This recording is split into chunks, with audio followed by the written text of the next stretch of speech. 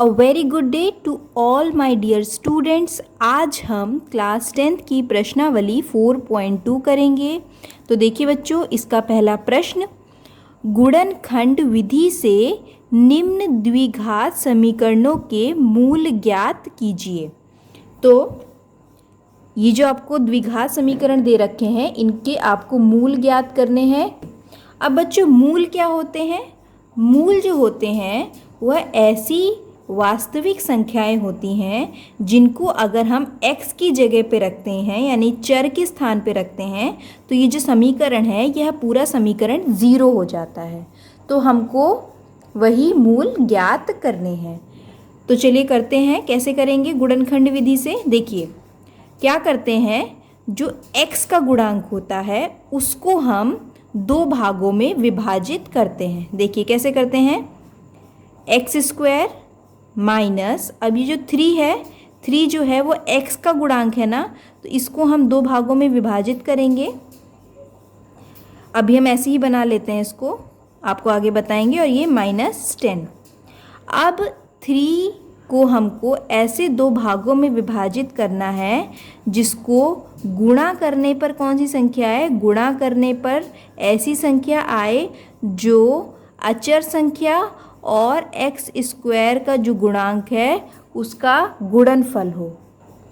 अचर संख्या का क्या मतलब है? अचर संख्या का मतलब है c। जैसे हम लिखते हैं ना, ax² plus bx plus c बराबर 0, इस तरह लिखते हैं। तो जो c होता है इसको हमने यहाँ पे अचर संख्या कहा है।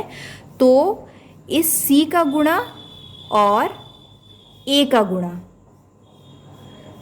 करने पर यहाँ पे जो हम संख्या रखेंगे, गुणा करने पर क्या आना चाहिए? c गुणे a। अब देखिए बच्चों, यहाँ पे x² का गुणांक क्या है? यहाँ पे x² का गुणांक है 1 और अचर संख्या क्या है? 10। यानी कि यहाँ पे हमको ऐसी दो संख्याएं लिखनी है जिसको गुणा करके क्या आए? 10 गुणे 1, यानी कि 10 गुणा करके आए 10 और माइनस करके आए 3।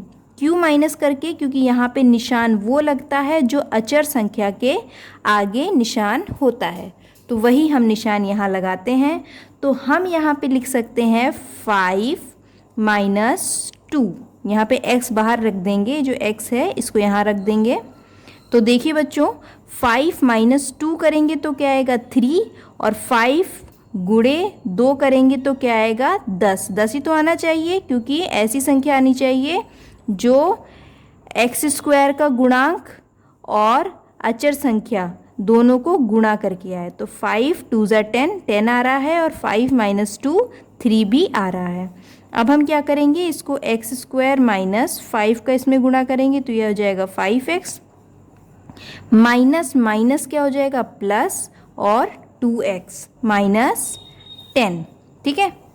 अब यहाँ पे हम x को बाहर ले लेंगे तो ये हो जाएगा, कॉमन ले लिया ना x को, इसमें से उसमें से कॉमन ले लिया तो ये हो गया x -5 प्लस, देखिए इन दोनों में से कुछ कॉमन आ सकता है, इसमें से 2 कॉमन आ गया है तो ये हो जाएगा x -5। अब बच्चों ये जो होता है ये हमारा चेकिंग पॉइंट होता है कि अगर यहाँ ब्रैकेट में जो हमने लिखा है दोनों सेम आ रहा है, यानी कि हम जो ऊपर से करते आ रहे हैं बिल्कुल सही है। यहाँ पे भी x -5 आ रहा है और यहाँ पे भी x -5 आ रहा है। इसका मतलब हम जो भी कर रहे हैं क्वेश्चन वह सही है।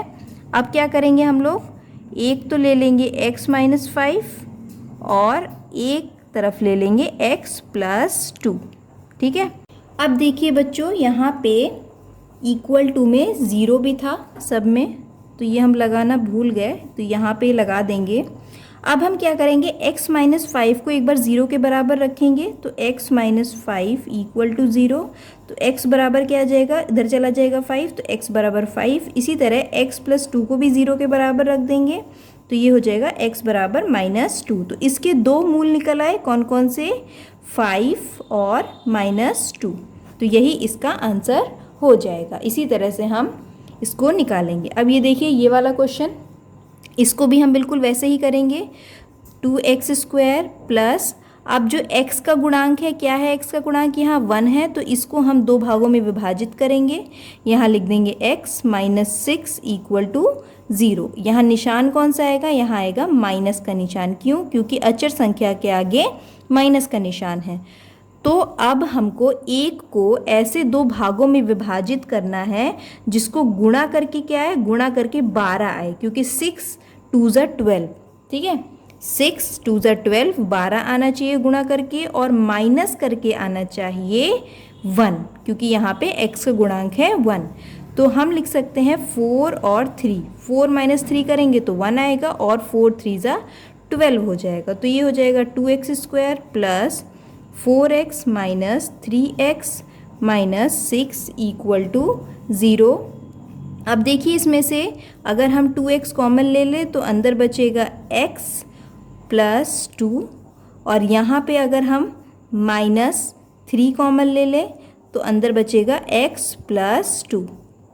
अब ये देखिए दोनों सेम है, x प्लस 2 और x प्लस 2, यानी कि हम जो कर रहे हैं बिल्कुल ठीक है। अब हम क्या करेंगे, एक बार तो ले लेंगे x प्लस 2 और एक तरफ ले लेंगे 2x माइनस 3 इक्वल टू 0। एक बार इसको 0 के बराबर रखेंगे, x प्लस 2 इक्वल टू 0, तो x बराबर हो जाएगा माइनस 2, और एक बार इसको 0 के बराबर रखेंगे तो 2x माइनस 3 इक्वल टू 0, तो 2x इक्वल टू 3 और x इक्वल टू हो जाएगा 3/2।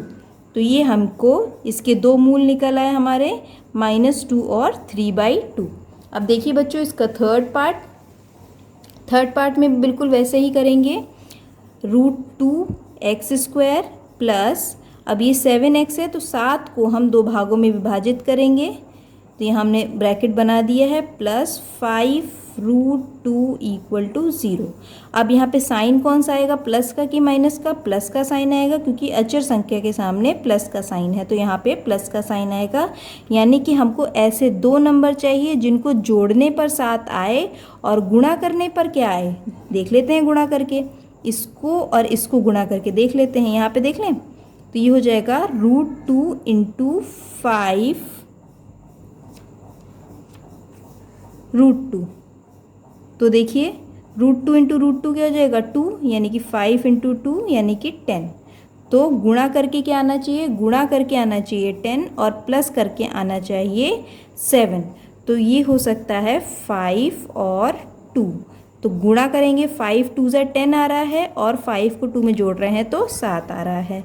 तो √2x² plus 5x plus 2x plus 5√2 equal to 0। अब इनमें से कुछ कॉमन ले सकते हैं, इसमें से हम x कॉमन ले सकते हैं, तो अंदर बचेगा √2x प्लस 5, और यहाँ से हम √2 कॉमन ले लेते हैं, तो यहाँ हम √2 कॉमन लेंगे तो अंदर क्या बचेगा, ये √2 हो जाएगा, क्योंकि √2 इंटू √2 2 होता है, तो एक √2 बच जाएगा यहाँ पे। तो √2x प्लस 5 इक्वल टू 0। अब देखिए √2x प्लस 5 है, इधर भी √2x प्लस 5 है, यानी कि बिल्कुल सही कर रहे हैं हम। तो ये हो जाएगा x प्लस √2 और एक हो जाएगा √2x प्लस 5 इक्वल टू 0। तो एक बार इसको 0 के बराबर रखते हैं, तो x प्लस √2 इक्वल टू 0, तो x बराबर आ गया -√2, और एक बार इसको रखते हैं तो √2 प्लस 5 इक्वल टू 0, तो ये हो जाएगा √2x इक्वल टू -5, और x बराबर हो जाएगा -5/√2।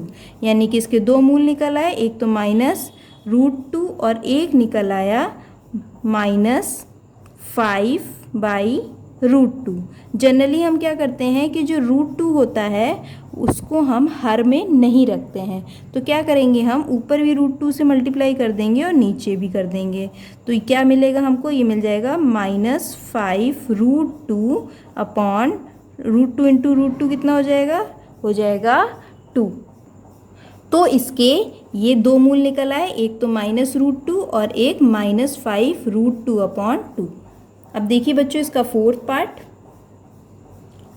2x² minus x plus 1/8 equal to 0। तो पहले इसको हम ठीक से बना लेते हैं, ये अपॉन में है, थोड़ा आसान हो जाएगा। तो इसका हम ले लेते हैं एलसीएम, तो ये हमने एलसीएम ले लिया, तो 8 2 ज़ा 16, 16x² minus 8x plus 1 equal to 0। अब ये 8 इधर गुणे में चला जाएगा तो पूरा 0 हो जाएगा, अंदर बचेगा 16x² minus 8x plus 1 equal to 0। अब हमको क्या करना है, 8 को ऐसे दो भागों में विभाजित करना है कि गुणा करके तो आए 16 इंटू 1 यानी 16 आए गुणा करके, और जोड़ने पर क्या आए, जोड़ने पर 8 आए। क्यों जोड़ने पर, क्योंकि यहाँ पे प्लस का साइन है।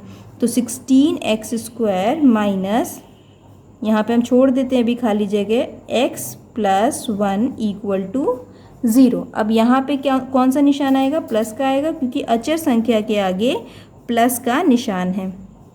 अब हमको ऐसी संख्या चाहिए जिसको जोड़ने पर 8 आए और गुणा करने पर आए 16। तो ये हम कर सकते हैं 4 प्लस 4। देखिए 4 4 जो 16 होता है और 4 प्लस 4 8 होता है। अब कर देंगे 16x² minus 4x plus 1 equal to 0। अब देखिए बच्चों, इसमें से हम 4x कॉमन ले सकते हैं।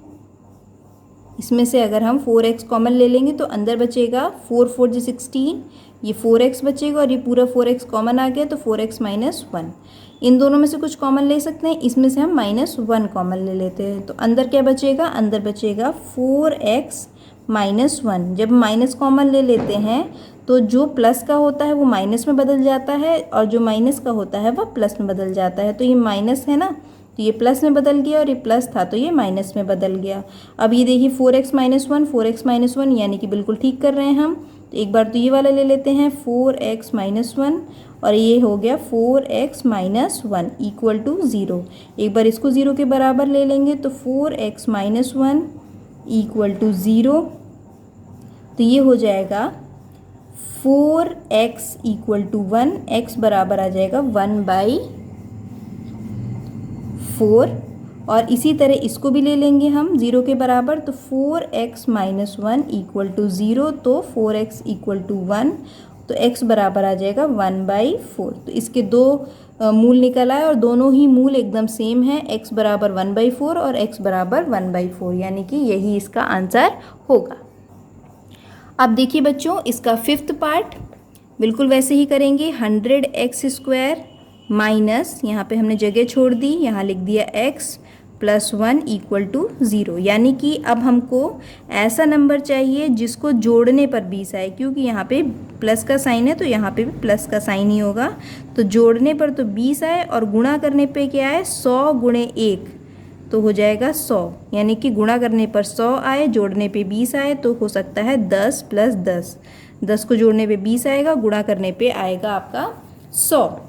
तो इसको लिख देते हैं 100x² minus 10x plus 1 equal to 0। अब देखिए इसमें से हम 10x कॉमन ले लेते हैं तो अंदर बचेगा 10 10 ज़ा 100, 10x माइनस 1, ये 10x पूरा कॉमन आ गया। अब यहाँ पे हम क्या कॉमन ले सकते हैं, माइनस 1 कॉमन ले लिया तो अंदर बचेगा 10x माइनस 1 इक्वल टू 0। अब 10x माइनस 1 को एक बार 0 के बराबर ले लेते हैं। 10x माइनस 1 एक बार यहाँ आ जाएगा और इधर ये वाला 10x माइनस 1 है, ये भी इधर हम लिख लेते हैं 10x माइनस 1 इक्वल टू 0। यही तो होगा। इन दोनों में से एक बार ले लेते हैं, इन दोनों में से एक ये ले लिया, सेम ही आया है वैसे तो इसको हम 10x इक्वल टू 1 लिख सकते हैं और फिर x बराबर क्या आ जाएगा, x बराबर आ जाएगा 1/10। इसी तरह ये भी बिल्कुल सेम है तो ये भी x बराबर 1/10 आ जाएगा। तो ये इसके हल हो जाएगा, यानी कि ये इसके मूल निकल आए। देखिए बच्चों, प्रश्न नंबर 2, निम्नलिखित द्विघात समीकरणों को हल कीजिए। इसको भी वैसे ही हल करेंगे हम गुणनखंड विधि से। तो कैसे करेंगे, x² माइनस 45x है तो इसी को दो भागों में विभाजित करना है, तो हमने ब्रैकेट बना दिया, फिर x लिख दिया प्लस 324, यहाँ पे इक्वल टू 0 भी होगा। अब हमको 45 को ऐसे दो भागों में विभाजित करना है जिसको जोड़ने पर आए 45, क्योंकि यहाँ पे प्लस का साइन है इसलिए यहाँ पे भी प्लस का साइन लगा है, और गुणा करने पर क्या है, गुणा करने पर 324 आए, क्योंकि 324 गुणे 1, एक्स स्क्वायर का गुणांक क्या है 1 है ना, तो 1 गुणे 324 तो 324 ही होगा। तो गुणा करने पर आए 324 और जोड़ने पर आए 45।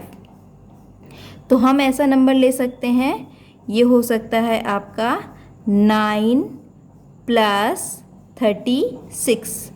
तो 36 + 9 करेंगे तो 45 आएगा और गुणा करेंगे तो 324 आ जाएगा। अब इसको खोल लेते हैं, x² - 9x - 36x + 324 = 0। अब यहाँ पे हम x कॉमन ले सकते हैं, तो हो जाएगा x - 9 और यहाँ पे हम क्या कॉमन ले लें, यहाँ पे हम माइनस के 36 कॉमन ले लेते हैं। तो अंदर बचेगा x - 36, 9 जो होता है 324 होता है, तो x - 9 हो जाएगा = 0। तो एक तो आ जाएगा x - 36 और एक हो जाएगा x - 9 = 0। अब x - 36 को एक बार 0 के बराबर ले लेते हैं, तो ये हो जाएगा x = 36 और एक बार x - 9 को 0 के बराबर ले लेते हैं, तो ये हो जाएगा x = 9। तो इसके हल निकल आए 36 और 9, यही इसका हल होगा। अब देखिए बच्चों, इसका सेकंड पार्ट, इसमें भी बिल्कुल वैसे ही करेंगे। तो x² माइनस, ये जगह छोड़ दी, यहाँ पे लिख दिया x + 750 = 0। अब यहाँ पे साइन कौन सा लगेगा, प्लस का साइन लगेगा और 55 को ऐसे दो भागों में विभाजित करना है कि गुणा करने पर आए 750 और जोड़ने पर आए 55। तो ये हम ले सकते हैं 30 + 25। इनको जब हम जोड़ेंगे तो आएगा 55 और मल्टीप्लाई करेंगे तो 750 आ जाएगा। तो ये लिख देंगे x² माइनस 30 का गुणा x में करा 30x माइनस 25x प्लस 750 = 0।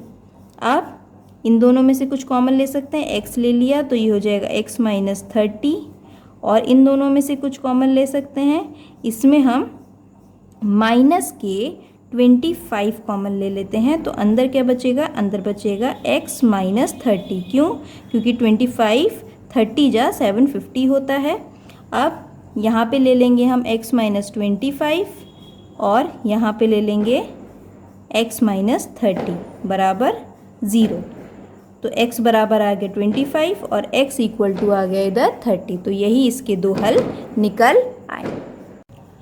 चलिए बच्चों देखते हैं प्रश्न नंबर 3। ऐसी दो संख्याएं ज्ञात कीजिए जिनका योगफल 27 है और गुणनफल 182 है। तो ऐसी हमें दो संख्याएं ज्ञात करनी है जिनको जोड़ने पर 27 आ रहा है और मल्टीप्लाई करने पर 182 आ रहा है। तो हम मान लेंगे कि माना संख्याएं क्रमशः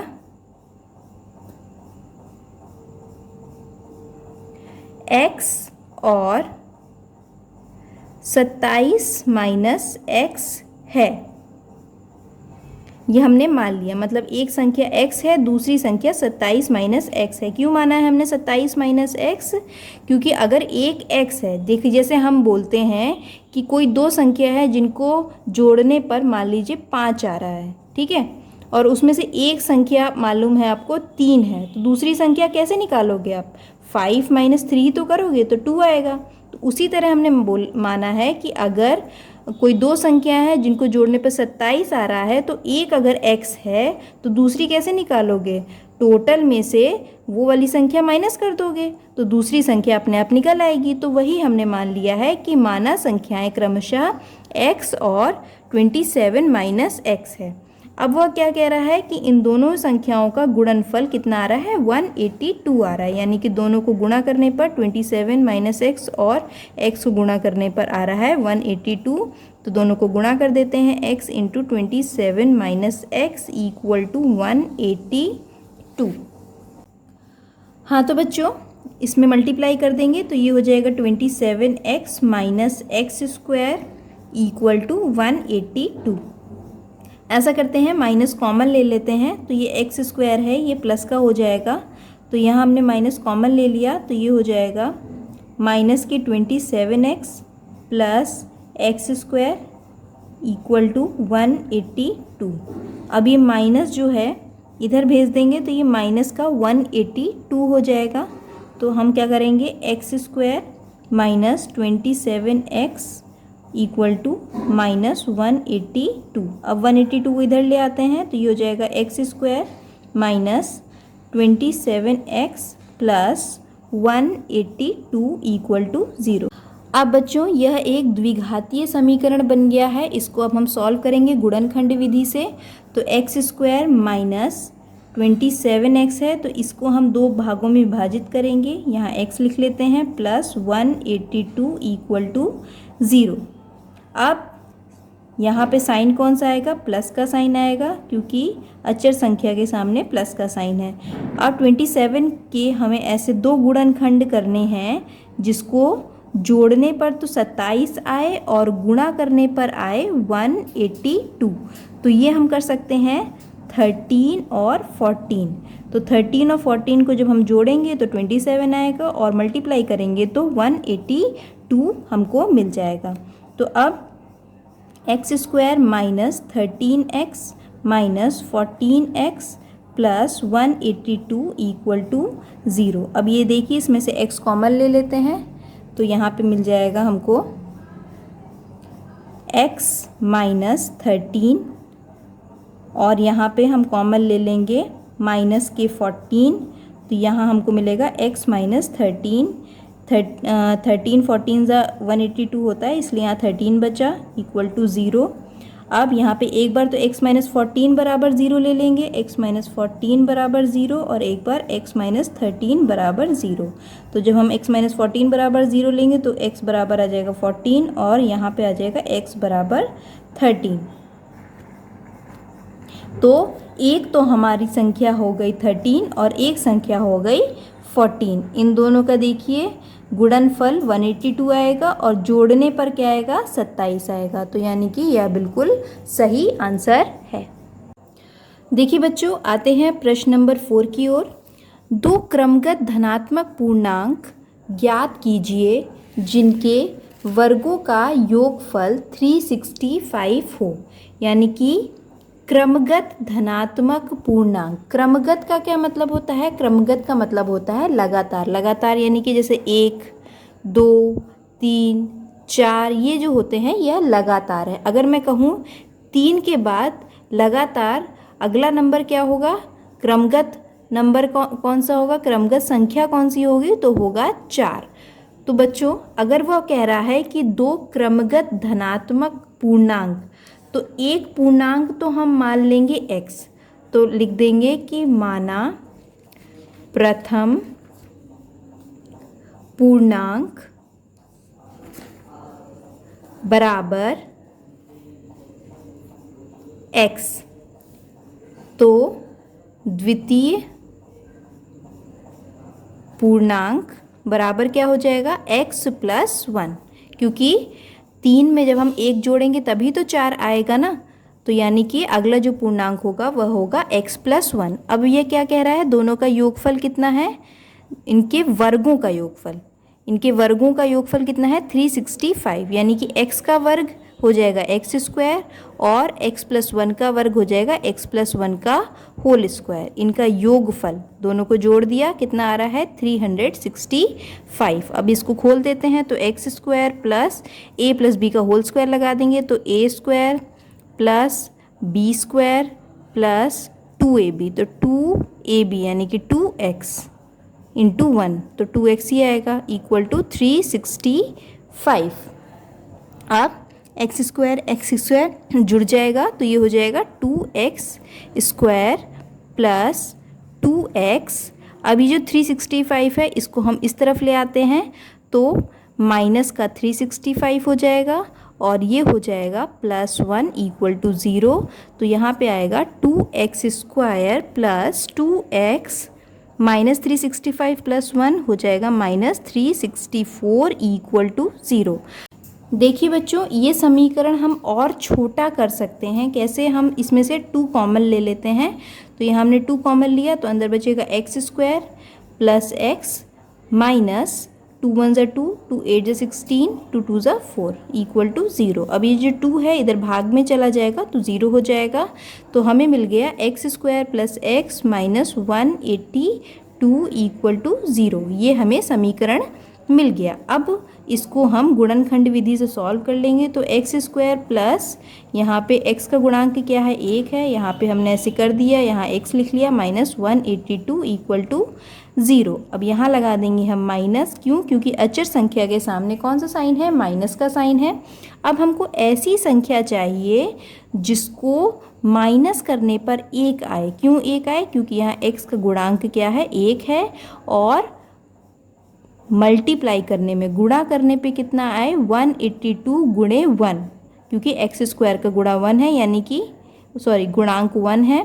तो 182 गुणे 1 क्या हो जाएगा, 182, यानी कि गुणा करने पर तो 182 आए और माइनस करने पर 1 आए। तो हम ले सकते हैं 14 माइनस 13। 14 13 को गुणा करेंगे तो 182 आएगा और माइनस करेंगे तो 1 आएगा। तो X square plus 14x minus 13x minus 182 equal to 0।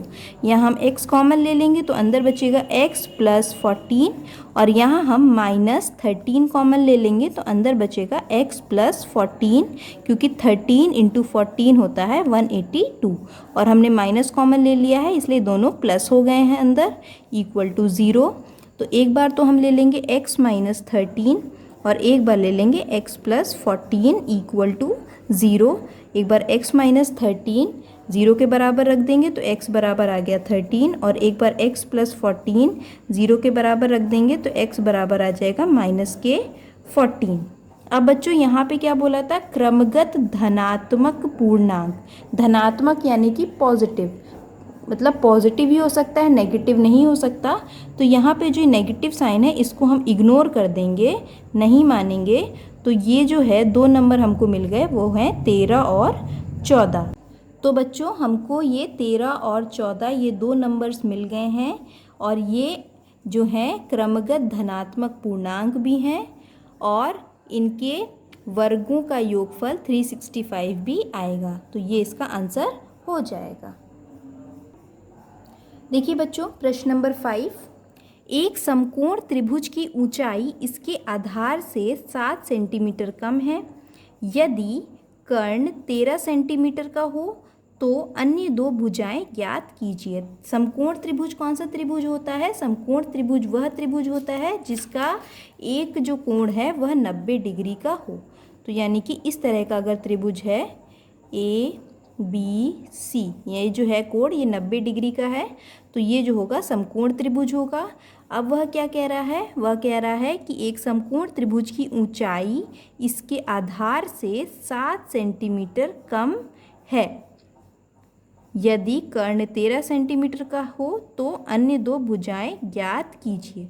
तो हम मान लेंगे कि आधार कितना है, ये आधार x मान लिया हमने, और वह क्या कह रहा है, जो इसकी ऊंचाई है वह आधार से 7 सेंटीमीटर कम है। तो ऊंचाई क्या है, ये ऊंचाई है, तो ऊंचाई कितनी होगी, आधार से 7 सेंटीमीटर कम, यानी कि आधार में अगर हम 7 घटा देंगे तो ये हमको ऊंचाई मिल जाएगी। और कर्ण 13 सेंटीमीटर का, और ये आपको दे ही रखा है, ये 13 सेंटीमीटर का दे रखा है। तो आपको क्या बताना है, ये 2 भुजाओं की आपको लंबाई ज्ञात करनी है। तो यहाँ पे जो हमने फिगर में बनाया है, यहाँ चित्र में बनाया है, इसको हम लिख लेंगे कि माना समकोण त्रिभुज का आधार बराबर x सेंटीमीटर है। तो लिख देंगे अतः समकोण त्रिभुज की ऊंचाई कितनी हो जाएगी, ये हमने लिखी हुई है, x माइनस 7 हो जाएगी। अब हम इसमें लगा देंगे पाइथागोरस प्रमेय। क्यों, क्योंकि समकोण त्रिभुज है तो समकोण त्रिभुज में पाइथागोरस प्रमेय लग सकता है। तो बच्चों पाइथागोरस प्रमेय क्या होता है, कर्ण का स्क्वायर बराबर लंब का स्क्वायर प्लस आधार का स्क्वायर। कर्ण क्या कितना है, इसमें कर्ण दे रखा है AC, तो AC का स्क्वायर बराबर लंब यानी कि ए बी, तो ए बी का स्क्वायर प्लस आधार यानी कि बी सी का स्क्वायर। तो ए सी कितना दे रखा है 13, तो 13 का स्क्वायर। ए बी हमने कितना माना, ये रहा ए बी कितना माना x-7, तो इसका स्क्वायर, और बी सी है x का स्क्वायर। तो ये हो जाएगा 169 इक्वल टू, इसमें लगा देते हैं a माइनस बी का होल स्क्वायर, तो ये हो जाएगा a square plus B square यानी 7 7 49 माइनस 2ab, तो 2 7 14 इंटू एक्स यानी कि 14x प्लस एक्स स्क्वायर। तो यहाँ पे इसको सॉल्व कर लेते हैं। ये जो एक्स स्क्वायर है ये जुड़ जाएगा, तो ये हो जाएगा 2x स्क्वायर। इसके अलावा कुछ जुड़ रहा है, बिल्कुल नहीं जुड़ रहा है, तो इसको बिल्कुल ऐसे ही लिख देते हैं। अब ये जो 169 है इसको हम इस तरफ ले आएंगे, तो ये हो जाएगा 2x square minus 14x plus 49 minus 169 equal to 0। तो माइनस कर देते हैं, तो ये होगा 2x स्क्वायर माइनस 14x, ये हो जाएगा 120। तो यहाँ हम लिख लेते हैं इसको, ये हो जाएगा माइनस के 120 इक्वल टू 0। अब इसको हम गुणनखंड विधि से सॉल्व करेंगे, लेकिन उसके पहले देख लीजिए इसमें हम 2 कॉमन ले सकते हैं, इसको हम और छोटा बना सकते हैं। तो यहाँ 2 कॉमन ले लिया, तो ये हो जाएगा x स्क्वायर माइनस 2 7 14, तो 7x माइनस 60 इक्वल टू 0। ये 2 नीचे चला जाएगा, 0 के 0 हो जाएगा। ये बचा x square minus 7x minus 60 equal to 0। अब इसको हम गुणनखंड विधि से सॉल्व करेंगे, किसको, x square minus 7x minus 60 को, इसको हम करेंगे। तो करते हैं x स्क्वायर माइनस, यहाँ पे हमने ब्रैकेट बना लिया, यहाँ लिख लिया x माइनस 60। यहाँ निशान कौन सा आएगा, माइनस का निशान आएगा, क्योंकि अचर संख्या के सामने माइनस का निशान है। अब हमको ऐसी 2 संख्याएं चाहिए जिनको घटाने पर तो 7 आए और गुणा करने पर कितना आए, 60 गुणे 1 यानी कि 60 आए। गुणा करने पर 60 आए और घटाने पर आए 7। तो ऐसी कौन सी 2 संख्याएं हो सकती हैं, ऐसी संख्याएं हैं 12 और 5। तो यहाँ लिख लिया 12, ये 5, कि 12 माइनस 5 कितना होगा 7, और 12 गुणे 5 60। अब x square minus 12x minus minus plus हो जाएगा 5x, यहाँ पे इक्वल टू 0 भी लिख दीजिए, यहाँ पे भी 0 आएगा, और ये हो जाएगा माइनस 60 इक्वल टू 0। अब देखिए इसमें से x कॉमन ले लेते हैं, तो x माइनस 12 हो जाएगा, और यहाँ पे हम कॉमन ले सकते हैं 5, तो ये भी हो जाएगा x माइनस 12 इक्वल टू 0। तो एक तो हो गया x माइनस 12 और एक हो गया x प्लस 5 इक्वल टू 0। एक बार इसको 0 के बराबर रखेंगे, x माइनस 12 इक्वल टू 0, तो x बराबर आएगा 12, और एक बार इसको 0 के बराबर रखेंगे तो ये हो जाएगा x बराबर माइनस 5। तो हमको यहाँ पे 2 वैल्यू मिल गई हैं, x बराबर 12 और x बराबर माइनस 5। तो बच्चों कोई भी त्रिभुज है उसकी जो भुजा होती है वह हम नेगेटिव नहीं ले सकते, ऋणात्मक तो नहीं ले सकते हैं, तो इसीलिए ये वाला जो है इसको हम इग्नोर कर देंगे, इसको लेके चलेंगे। x बराबर 12, x किसको माना था हमने, x माना था आधार को, यानी कि आधार कितना आ गया, आधार आया आपका 12, और ये जो इसकी ऊंचाई थी, ऊंचाई कितनी थी, ऊंचाई बराबर x माइनस 7 माना था, तो ये है 12 माइनस 7, तो ये आ जाएगा 5। तो ऊंचाई आ गई 5 सेंटीमीटर और आधार आ गया 12 सेंटीमीटर। तो ये इसका आंसर हो जाएगा।